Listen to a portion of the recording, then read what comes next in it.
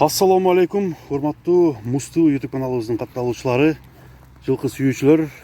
Бүгүн 16 январь 2021 жыл Жалал Абадта турабыз туугандар. Жалал Абадта бүгүнкү чыгарылышта бир эки жакшы атты тартып көргөзүп берели. Биринчиси мына кичинерагынан баштайлы деп туура көрдүк. Экинчи чоң бир ат чыгат. Анда эмесе бул кичине данчактагы пародасы данчак экен достор. Пародасы данчак ушул 1,5 жаштагы болгону.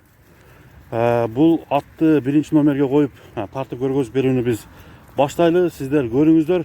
Жалал Абадта өзү негизинен жакшы аттарды багып келишет. Бүгүнкү чыгарылышта Ош Бишкек жолунун боюнда турабыз. Круговойдон кийинки эле айыл ушул жерден келип бул аттарды көрүп кетсеңиздер болот экен туугандар. Аттардын ээсинин номерин мен бул видеонун аркасына алдына коюп өтөм. Ошол боюнча чалып туугандар байланышып аттарды сурасаңыздар болот. Бул болгону 1,5 жаштагы Калтатай экен. Калтатай пародасы данчак. Азыр ээси менин жанымда турат. Ошол боюнча дагы каяктан келген ошолорду бир сурайлы. Андан кийин баасын айтабыз туугандар. Биз менен чогуу болуп көрүңүздөр. Туган, бул ат каяктан келген өзү негизи? Бишкектен келген. Таза кандуу данчакпы? Минги болуп качан үйрөндү? Бир жума болуп калды. Ушундай токуп азыр бул жакта улак болуп жаткен. Ушул жерге келип тургандар. Атты көрүп атышат. Мынакей аттын такасы барбы жокпу? Жок. Такасы жок. Буту болуп таза, бир бастыра берлечи. Атты көрөңүздөр тургандар. Баасы айтылат. Бул данчактын баасы канчага коюлду азыр биз ээсинен сурайбыз. Кичине 1,5 жашта болгондугуна байланыштуу тургандар. Чабып көргөзбөй эле коюлуп, болгону үйрөнгөнүнө бир эле жума болуп калыптыр. Баасын канча деп атасыңар? 150 000 сом кеми бар, 150 000 сом кеми бар. Данчак үчүн жакшы эле баа коюлду деп мына ойлоп атам туугандар. Боюнун бийиктиги азыр бир 50 чыгып калат экен, бир 50 сантиметр, 55 экөөнүн ортосунда чыгып калат экен туугандар. Азыр мына көкүрөктөрүн бир сыйра сиздерге алайын.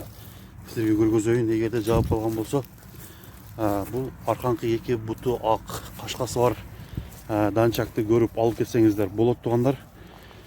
Анда бул биринчи номерде болду туугандар. 150 000 сомго коюлду. 150 000 сом доллар менен эсептегенде 1800 долларга барабар болуп калат экен. Сиздерге тартып көргөзүп бердик туугандар. Эми кийинки атка өтөлү, кийинки чоң аттын сынын көрөбүз. Бул чоң аттын баскан басыгын көрөбүз. Бул чоң атты бир сыйра сынайлы туугандар. Ат бирок өтө келишкен ат экен. Жоон десең жоон, сүр десең бар туугандар. Анда бул ат боюнча мүнөздөмөнү мен берейин. Мынакей туугандар. Экинчи номердеги бул күрөң кашка ат экен. Ушуну сиздерге тартып көргөзүп берейин. Чоң ат караштыргандар сураңыздар. Бул ат боюнча азыр мен мүнөздөмөсүн алайын. Атты сиздерге тартып көргөзүп берейин. Аркада ээси турат. Ээсинен мен маалыматты алайын туугандар. Ассаламу алейкум. Бул ат боюнча бир мүнөздөмө бербейсиңерби? Ат эки асы. 5 жашта экен да? 5 жашар. Өзү бул аттын пародасы кандай? Пародасы атасы орус. Атасы орус, энесичи? Өзгөндөн алып келгенбиз. Карабай энеси. Энеси Карабайыр. Куршап айылынан болот.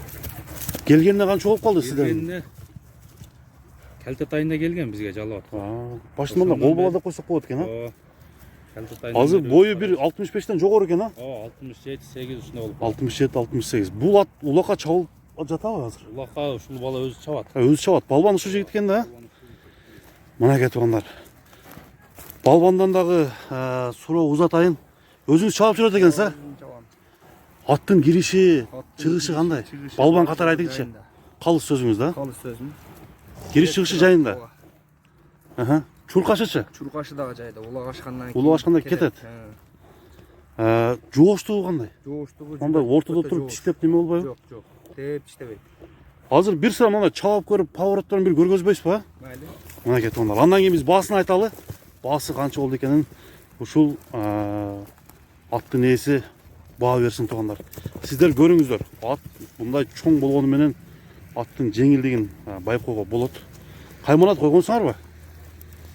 Азыр Кашка деп эле айтылып атат. Кашка деп эле айтылып атат, кимге насип буйруп калган болсо туугандар бул атка жакшы бир ысым ыйгарып кайманат койсо болчулат экен.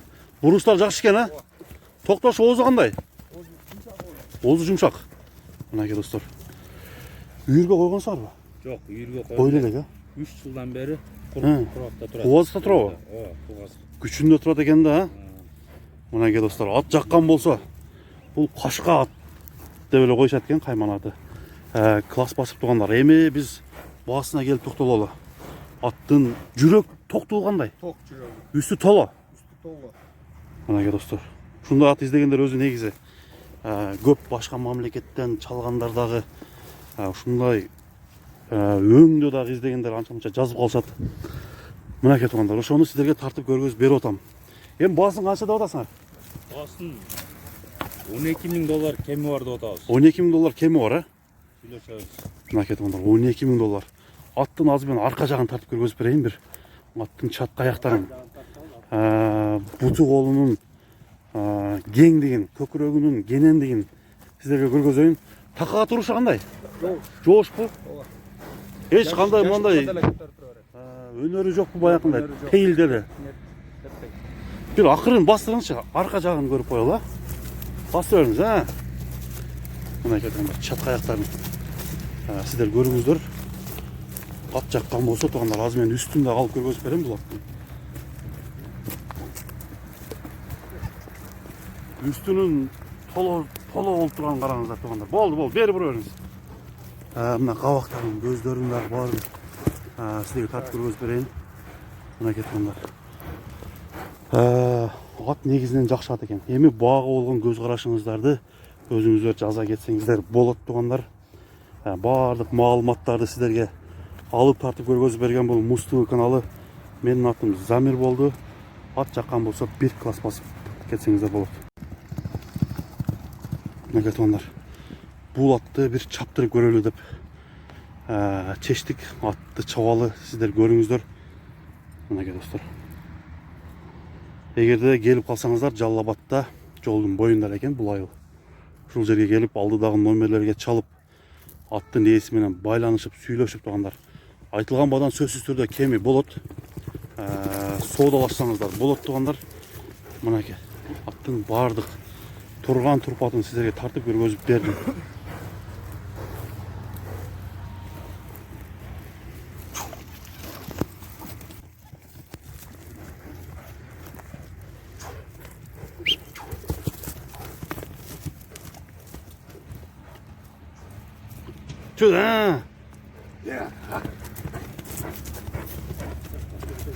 Саламатта калыңыздар туугандар.